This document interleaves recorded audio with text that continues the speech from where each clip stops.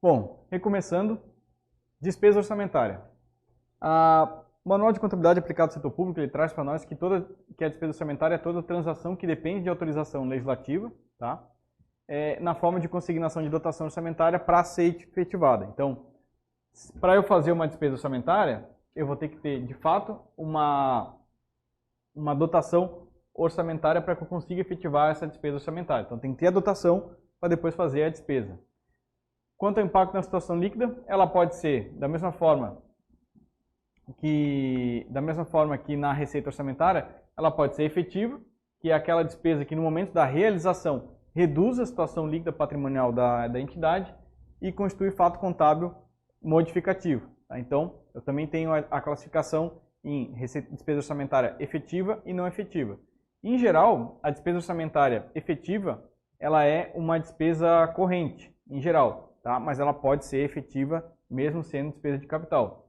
É a mesma coisa lá da receita. Normalmente uma receita orçamentária efetiva é corrente, mas pode ser de capital em algumas situações. Aqui é a mesma coisa.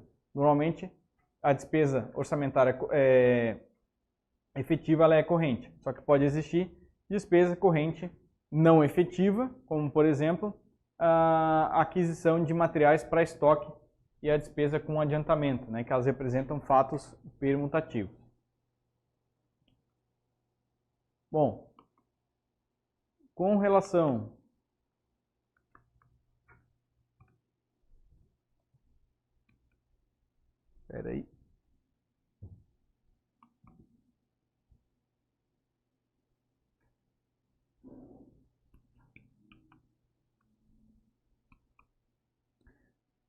Já a despesa orçamentária não efetiva é aquela que no momento da realização não reduz a situação líquida patrimonial. Tá? Então, efetiva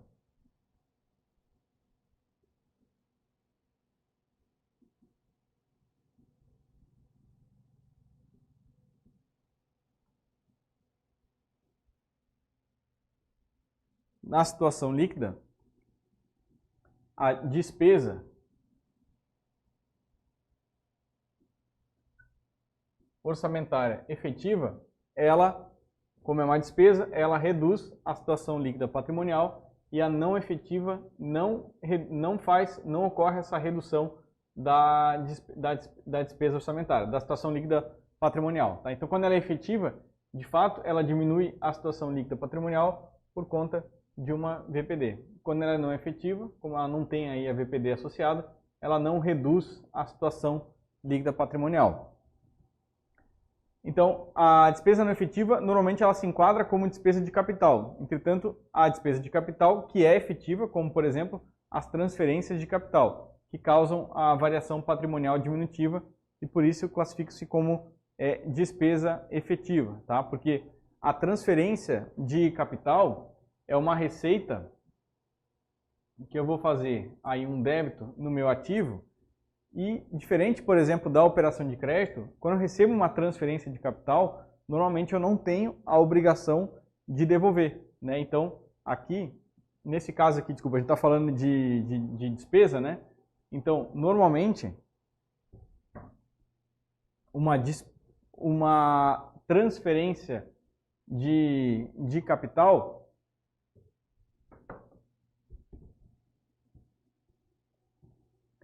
ela vai ser efetiva porque no órgão repassador vai ser uma VPD, uma VPD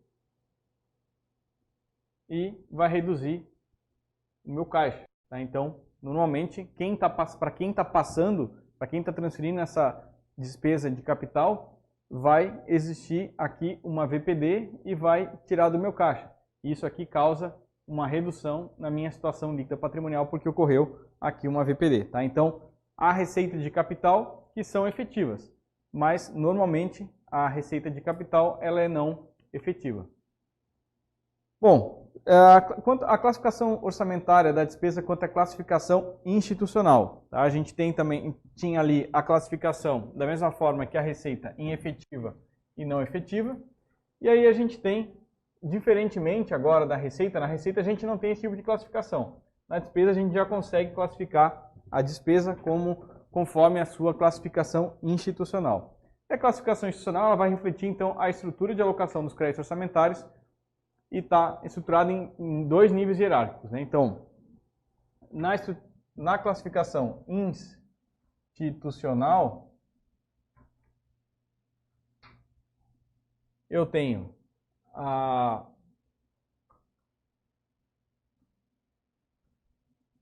classificação em órgão e a classificação em unidade. Então, qual é o meu, basicamente, qual é a minha unidade física dessa despesa que ela está alocada, tá? Então, constitui unidade orçamentária o agrupamento dos serviços subordinados ao mesmo órgão ou repartição. Então, minha unidade orçamentária, órgão ou repartição, tá, das dotações próprias, e os órgãos orçamentários, por sua vez, correspondem a agrupamentos de unidades orçamentárias. Tá? Então, unidade orçamentária está no menor nível e uma ou mais unidades orçamentárias podem fazer parte de um órgão aqui que vai ser classificado a despesa orçamentária. O órgão orçamentário ou uma unidade orçamentária não corresponde necessariamente a uma estrutura administrativa, como ocorre, por exemplo, com os fundos especiais. Então, ainda que eu divida aqui classifique a minha despesa orçamentária com base na minha unidade, na minha unidade orçamentária, essa unidade orçamentária ela pode não, por exemplo, representar fisicamente uma estrutura, como por exemplo, eu posso ter uma unidade orçamentária de despesas com determinados assuntos, por exemplo. Então, vou constituir uma unidade orçamentária específica e vai estar associado a um órgão essa minha despesa. Tá? Então, por exemplo, eu tenho aqui o órgão orçamentário, que é uma classificação composta por 2 dígitos, e a minha unidade orçamentária. Isso aqui vai variar de cada lei orçamentária, tá? Mas normalmente tem essa classificação, órgão 2 dígitos e unidade orçamentária 3 dígitos. Tá? Então eu tenho, por exemplo, no meu órgão, tenho aqui o órgão 26, né? Isso aqui é composto então por a classificação institucional é composta então por 5 dígitos. Então o órgão Ministério da Educação, por exemplo, ele tem uma codificação 26 e eu tenho unidades orçamentárias vinculadas a esse órgão. Então sempre começam com 26 e os 3 últimos dígitos é a discriminação do código da codificação da unidade orçamentária. A despesa ela pode ser classificada também como na classificação funcional. A classificação funcional ela vai ser classificada em função e subfunção.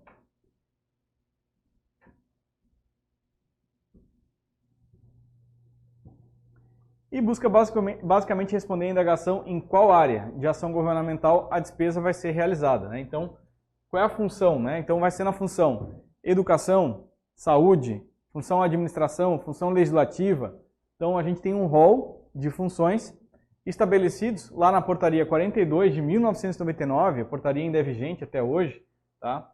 E lá tem um rol de funções e subfunções que são pré-fixadas, tá? E aí serve como agregador dos gastos por área de ação governamental. Essa classificação ainda é muito utilizada e a classificação funcional ela é representada então por 5 dígitos, tá?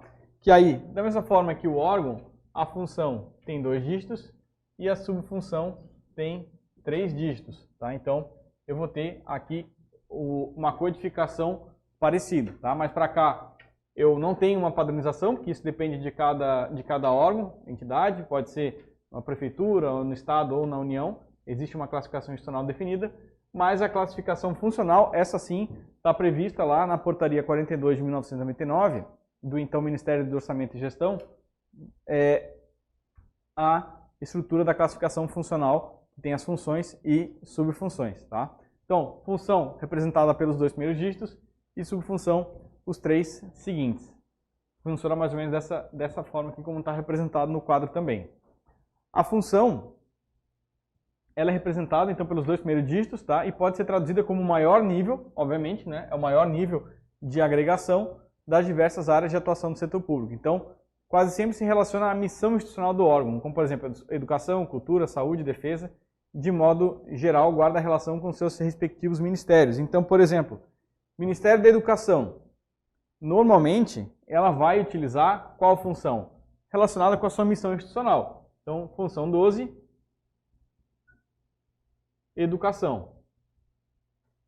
Vai utilizar a função educação. E depois pode utilizar as suas subfunções relacionadas à educação. Quando, por exemplo, aqui, ensino infantil,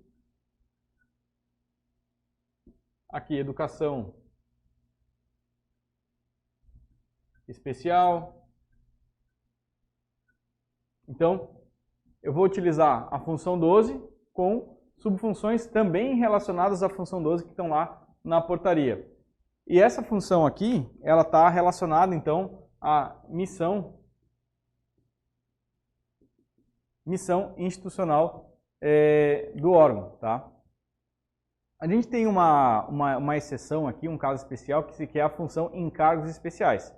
Ela engloba, então, despesas orçamentárias que não se pode associar a um bem ou serviço gerado no processo produtivo. Então, por exemplo, eu posso ter encargos especiais para dívida, ressarcimento, indenização. Eu não estou adquirindo nada, eu não estou fazendo nenhuma prestação de serviço público para a sociedade. É basicamente o cumprimento de algumas dívidas, assim que pode-se dizer. E aí, para esse tipo de despesas, são alocados na função, e existe uma função específica de encargos especiais. Tá? A utilização da função vai requerer, né, o uso de subfunções típicas da função encargos especiais. Tá? E nesse caso, na União, as ações estão associadas a programas do tipo operações especiais que vão constar no orçamento, não integrando, aí, portanto, o PPA. Tá? A dotação global denominada reserva de contingência, ela também está representada por um dígito específico da função, que é o dígito 99. Lá na portaria 42, isso, portaria 42 de 99, a gente tem lá que a reserva da contingência, ela vai ter o dígito 99, tá? Então, e vai ser utilizada como fonte de abertura como fonte de recurso para abertura de créditos adicionais. Tá? E também tem a reserva do regime próprio de previdência dos servidores. Quando houver, vão ser identificadas de todas as esferas pelos seguintes códigos. Tá? Reserva de contingência com todos os dígitos sendo 9 e reserva da RPPS tem o dígito 7 aqui no quinto dígito. Tá? Que corresponde respectivamente às classificações por função e subfunção e à estrutura programática onde o X representa a codificação da ação. Então aqui eu já começo a representar função, subfunção e aqui eu continuo a classificação com a ação, tá? Que representa aí o detalhamento. E aí essas reservas, tanto a de contingência quanto a reserva do regime próprio de previdência, elas são identificadas quanto à natureza por esse código, tá? Claro, aqui muda um pouco, essa aqui é só da reserva de contingência e essa aqui, quando tem o 7, é da reserva do regime próprio. E aí lembrando, não sei se a gente vai ter aqui, ó, a reserva de contingência é destinada ao atendimento de passivos contingentes e outros riscos, bem como eventos fiscais imprevistos, poderá ser utilizada para abertura de créditos adicionais, visto que não há execução direta na reserva. Então, um ponto importante da reserva de contingência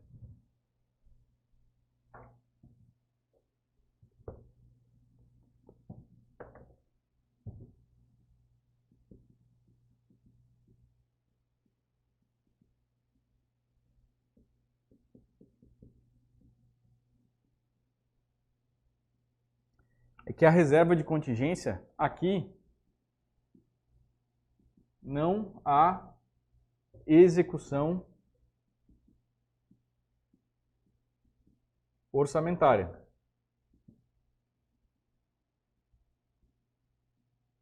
A reserva de contingência, ela só serve, quando se decidir utilizar, vai ser fonte de recurso para abertura de créditos adicionais. Tá? Então, nunca se utiliza a reserva de contingência direto para executar uma despesa. Então, vou fazer um empenho. Quando faz o empenho, ele tem que trazer toda a classificação funcional programática também. Então, tem que trazer a função, a subfunção. Se ele trouxer a função reserva de contingência, está errado. Porque a função reserva de contingência não se presta à execução da despesa. Ela vai ser fonte de abertura para crédito adicional. Quando ela for fonte de abertura para crédito adicional, obviamente que eu vou mudar de 99 para a função 12, por exemplo, função 10, ou seja, qualquer outra função prevista no meu orçamento. A função ela é indicada pelos... aqui era para ter subfunção aqui, tá? Subfunção indicada pelos 3 últimos dígitos da classificação funcional representa um nível de agregação imediatamente inferior à função, né? Então está abaixo da função, e representa então cada área de atuação. As subfunções elas podem ser combinadas com funções diferentes. Então lá na portaria 42 de 99 eu tenho, por exemplo, a função 12, que é educação. Função. E aí eu tenho, aqui mais abaixo, as subfunções relacionadas à função 12. Então, há um relacionamento entre essas funções e subfunções. Então, 365, 366, 367, tudo isso, apesar do código 3 aqui, mas todas elas estão relacionadas à função 12. E eu tenho também, lá na portaria, por exemplo, a função 10, que é a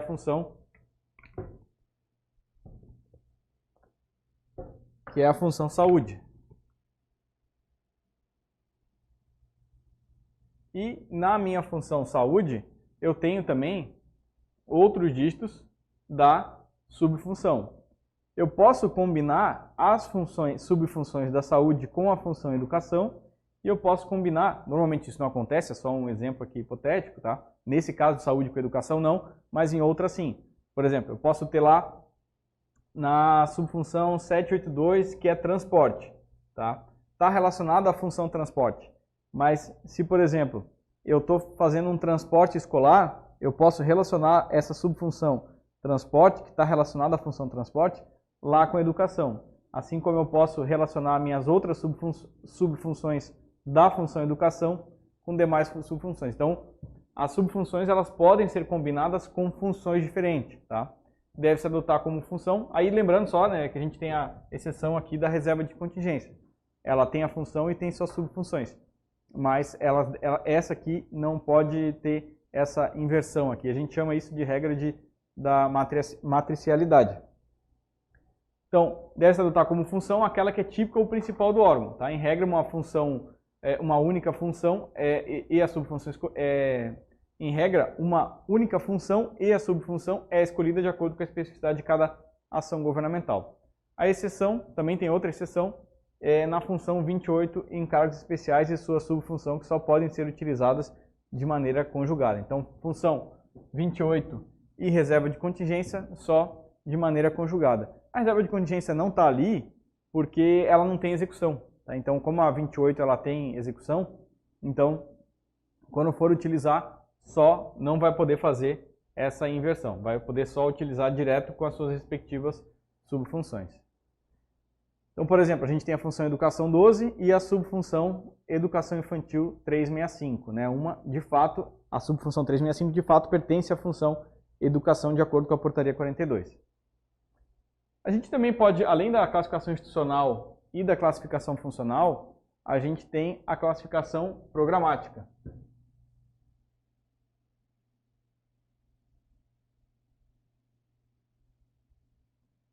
A classificação programática, ela tem como primeiro ponto programa, ação, subtítulo e componente da programação física. O programa é um instrumento de organização da atuação governamental que articula um conjunto de ações que concorrem para a concretização de um objetivo pré-estabelecido. Tá? Visa a solução de um problema ou atendimento a determinada necessidade da demanda da sociedade, e no orçamento federal está organizado em programas a partir dos quais relacionadas às ações sob a forma de atividades, projetos ou operações especiais, especificando os respectivos valores, as metas e as unidades orçamentárias responsáveis da ação. Então, na classificação programática, eu tenho aqui o meu programa, a minha ação, e essa ação ela pode ser uma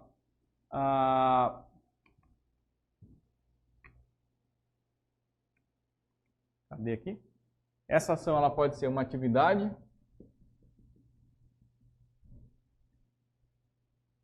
ela pode ser um projeto com início, meio e fim, ou ela pode ser operações especiais.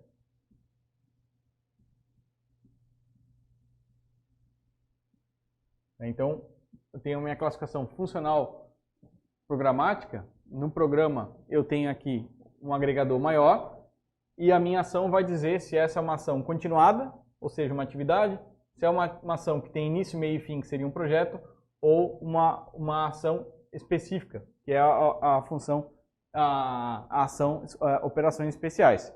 Tá? Então, basicamente, funciona aqui dessa forma.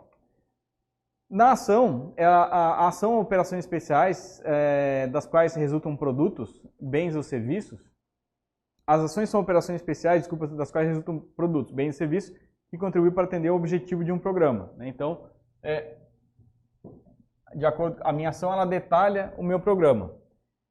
E inclui-se também no conceito de ações as transferências obrigatórias voluntárias a outros entes da federação, a pessoas físicas e jurídicas, na forma de subsídio, subvenção, auxílio, contribuição, financiamento, entre outros. As ações, conforme essas características, podem ser classificadas em atividades, projetos ou operações especiais. Tá? A atividade ela é um instrumento de programação utilizado para alcançar um objetivo de um programa e envolve um conjunto de operações que se realizam de modo contínuo e permanente. Tá? A atividade ela pressupõe que é uma atividade continuada. Né? Então, por exemplo, eu tenho lá uma atividade que é manutenção da minha folha de pagamento, por exemplo. Isso é uma atividade que ela não tem um início, meio e fim, não tem um objetivo específico, né, que é pré-determinado e tem data para terminar. Já a operação especial, né, que é o nosso terceiro tipo de ação, elas não contribuem para a manutenção, expansão ou aperfeiçoamento de ações do governo, né, e não resultam um produto e não gera contraprestação direta em serviço. Está relacionado aqui também, por exemplo, à função 28, né, a função 28 de encargos especiais. Né? Deixa eu só voltar aqui para lembrar. Função 28 de encargos especiais, normalmente a gente vai encontrar esse tipo de operação que é operação especial. Outra repartição que a gente pode citar aqui é o subtítulo, que é o localizador de gasto. Tá? Ele vai permitir, então, que o governo ele consiga o maior controle da implantação das políticas públicas e evidencia, de fato, a localização do gasto, né, e os custos. Né? Então, na União, as atividades, projetos e operações especiais são detalhados em subtítulos que são utilizados especialmente para especificar a localização física, qual é a região, qual é o estado, qual é a cidade que está sendo aplicado esse recurso. Né? Então, a despesa ela vai do maior para o menor. O subtítulo ele é utilizado na União, tá? Mas não é todos os estados e municípios que vão até subtítulo aqui nessa classificação. Porque lembrando, a classificação funcional ela é padronizada na função e subfunção. Já a programática e a institucional, isso varia de cada órgão. Componente da programação física, né? Então, além do subtítulo, eu também posso ter uma meta física. Então, se eu me comprometi, por exemplo, eu tenho um programa que eu quero vacinar tantas crianças, né? Então, eu tenho um programa, essa ação é um projeto, o subtítulo é aonde que vai aplicar essa vacinação, por exemplo, e a meta física é de quantas pessoas vacinadas, né? Então, você pode ter toda essa classificação aí da estrutura programática da despesa, né? Então, as metas físicas, elas são indicadas em nível de subtítulo e agregadas segundo os respectivos projetos, atividades e operações especiais, tá? E agora eu cheguei na classificação da despesa por natureza. A gente tem, além da classificação institucional, funcional, programática, a gente tem classificação da despesa por natureza, que segue de maneira semelhante com a classificação da receita por natureza também.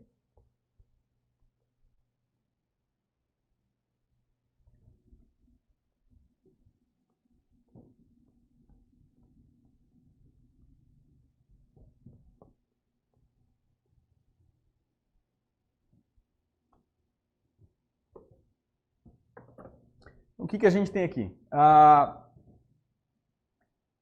classificação da despesa por natureza. Então, a gente tem categoria econômica, grupo de natureza de despesa e elementos de despesa. Então, a gente tem categoria econômica,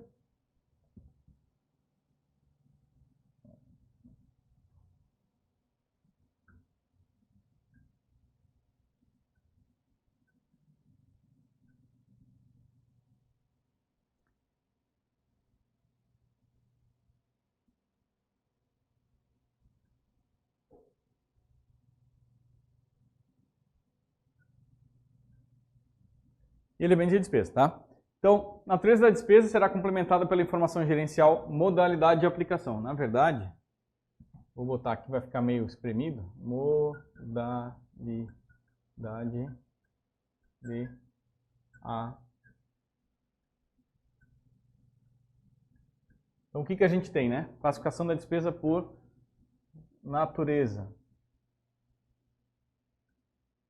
A gente tem categoria econômica, grupo de natureza de despesa, modalidade de aplicação e elementos de despesa.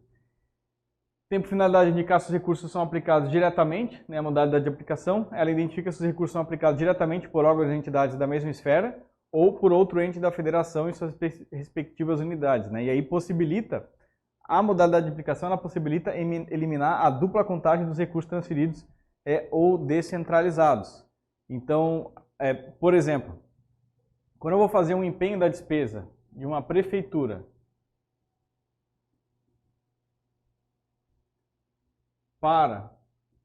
vai fazer um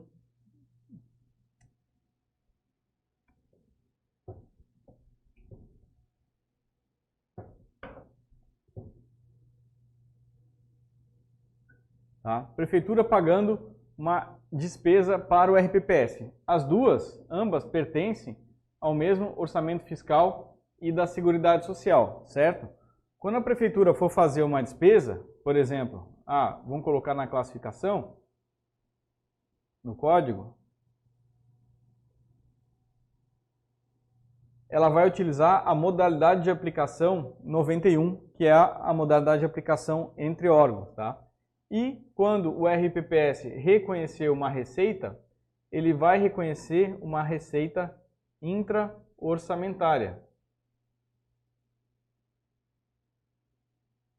Então, a modalidade de aplicação utilizada no empenho da despesa, na classificação da despesa de um órgão, quando é feito ao mesmo órgão, por exemplo, é utilizado um código da modalidade de aplicação específico em que eu já consigo excluir da minha despesa e excluir da minha receita esses cálculos, né? essa soma aqui. Por quê? Porque é apenas uma operação entre órgãos. A despesa vai ser a receita que ingressou na prefeitura, é a mesma receita que está sendo utilizada para pagar ao RPPS. Então, se eu contabilizasse essa receita orçamentária, essa receita como receita orçamentária, novamente, eu teria uma dupla contagem. Então, a modalidade de aplicação me indica que essa receita que está vindo da prefeitura é uma despesa, é claro, mas está vindo, é uma despesa, mas está utilizando o recurso de uma receita, né? Se ela está utilizando o recurso de uma receita que já foi ingressada, mas que vai pagar a um próprio órgão dentro do mesmo OFSS, então vai utilizar uma modalidade de aplicação, o órgão que receber essa receita vai classificar como intra-orçamentária. Qual o resultado disso?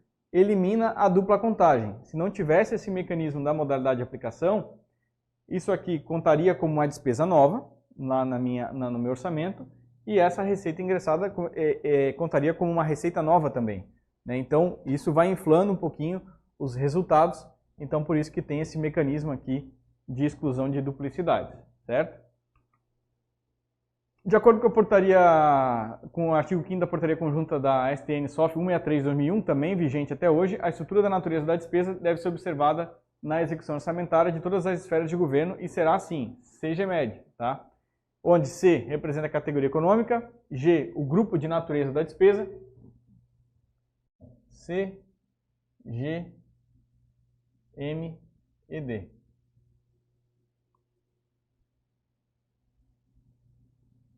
Categoria econômica, grupo de natureza da despesa, modalidade de aplicação e elementos de despesa, tá? Essa classificação é de observância obrigatória, tá?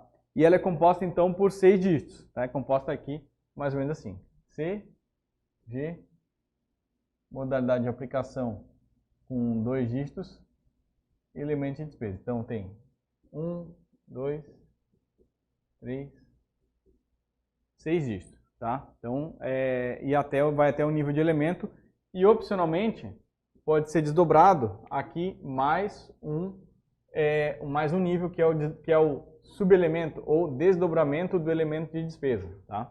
vamos dizer, normalmente nas execuções orçamentárias, esse desdobramento do elemento de despesa, ele de fato ocorre, tá?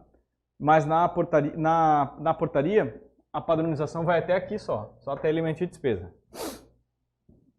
Porque esse desdobramento ele é facultativo. Categoria econômica, tá? Então, da mesma forma que a gente tem na receita, a gente tem as categorias econômicas da despesa. Despesa corrente, despesa de capital. Despesa corrente fica na categoria 3 e despesa de capital fica na categoria, no dígito, né? 4, tá? Então, classifica-se nessa categoria as despesas que contribuem diretamente para a formação ou aquisição de um bem de capital. E na corrente, que não contribui para a formação ou aquisição de um bem de capital. Então, a ótica do conceito aqui está em questão de aquisição de bem de capital. Toda despesa de capital, ou grande parte, né, ela contribui para a formação de aquisição de um bem de capital. E a corrente não, né, ela vai estar se prestando a financiar aí as despesas de custeio, né, corriqueiras da administração. Grupo de natureza de despesa, que seria então o segundo dígito, né, o primeiro é 3 e 4, corrente de capital. Grupo de natureza de despesa já tem mais, tá? Que é então pessoal e encargos sociais, dígito 1, juros e encargos da dívida, outras despesas correntes, investimentos, inversões financeiras e amortização. Investimento, inversão financeira e amortização é despesa de capital. Pessoal, encargos sociais, juros e outras despesas correntes pertence à categoria econômica de despesa corrente. Então, 1, 2 e 3, despesa corrente. 3, 4, 5 e 6, despesa de capital. E a modalidade de aplicação, né? Já dei uma introdução sobre o que significa. Então, traço uma informação gerencial, que tem a funcionalidade de indicar se os recursos são aplicados diretamente pelo órgão ou entidade no âmbito da mesma esfera de governo ou por outro ente da federação. Indica se os recursos são aplicados diretamente pela unidade detentora do crédito ou mediante transferência, né? A modalidade também pode permitir a eliminação da dupla contagem no orçamento. Então, essa é a tabela da modalidade de aplicação, né? Como eu falei, essa estrutura aqui ela é padronizada até elemento de despesa e não é diferente na modalidade de aplicação. Ela tem uma estrutura padronizada, né, de 2 dígitos. Então, a gente tem aqui, por exemplo, transferências à União, transferências ao município, a instituições privadas, sem fins lucrativos, com fins lucrativos. A mais utilizada é essa aqui, a 90, né, aplicações diretas, 91 também, tá? E a gente tem a 99 que é definir. Mas mais utilizada aqui 90, 91 e assim por diante, que é aplicações diretas, né? Então, o órgão público contratou uma licitação para aquisição de cadeiras. Vai pagar aquela instituição que é uma instituição privada com fins lucrativos, vai utilizar a modalidade de aplicação 90, que é a aplicação direta. Aqui não está o conceito, né, mas existe outra coluna que tem o conceito de cada uma dessas modalidades de aplicação. Esses códigos normalmente não costumam cair em prova, mas é interessante a gente aqui em aula explicar para conseguir memorizar de maneira mais fácil aqui o entendimento.